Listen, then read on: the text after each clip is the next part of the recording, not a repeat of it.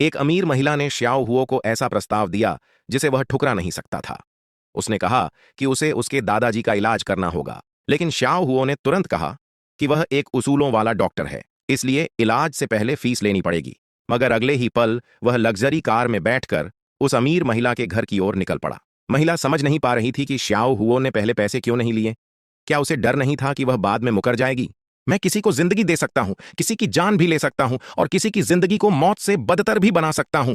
महिला ने उसे भरोसा दिलाया कि अगर वह उसके दादाजी को बचा लेता है तो वह उसे पूरी तरह संतुष्ट कर देगी। लेकिन जब श्याओ हुओ वहां पहुंचा तो उसने पास में एक अजीब आध्यात्मिक ऊर्जा महसूस की। वह कुछ पूछ पाता उससे पहले ही महिला उसे अंदर ले गई। तभी महिला ने बताया कि यही उसके बीमार दादाजी हैं। यह देखकर श्याओ हुओ पूरी तरह स्तब्ध रह गया, क्योंकि अब तक वह हमेशा जिंदा लोगों का इलाज करता आया था।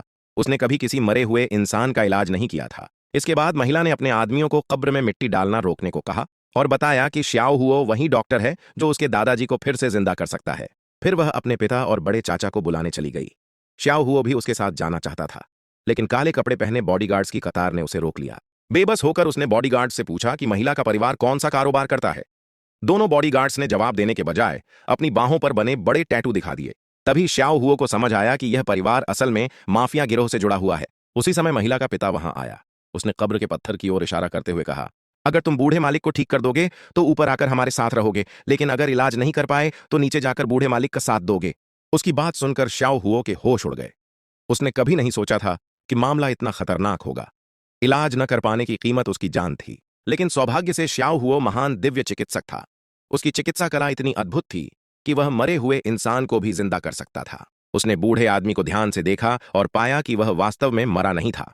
यह सुनते ही अमीर महिला बेहद खुश हो गई। फिर श्याओ हुओ ने हवा में ही 3 दिव्य सुइयां चलाईं।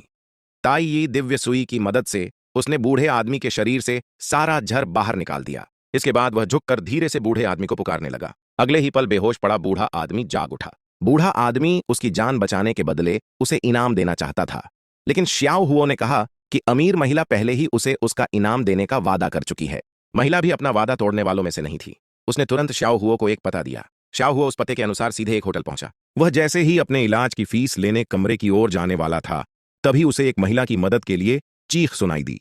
आवाज का पीछा करते हुए वह वहां पहुंचा और देखा कि एक जहरीली दवा दी गई महिला के साथ एक रईस बिगड़ैल लड़का जबरदस्ती कर रहा था। उसी संकट के समय श्याओ हुओ वहां पहुंच गया। उस बिगड़ैल अमीर लड़के को गुस्सा आ गया कि श्याओ हुओ ने उसकी मौज मस्ती खराब करने की हिम्मत कैसे की। वह तुरंत उसे सबक सिखाने के लिए आगे बढ़ा। तभी जहर से तड़प रही महिला अचानक श्याओ हुओ पर झपट पड़ी और उससे लिपटने लगी।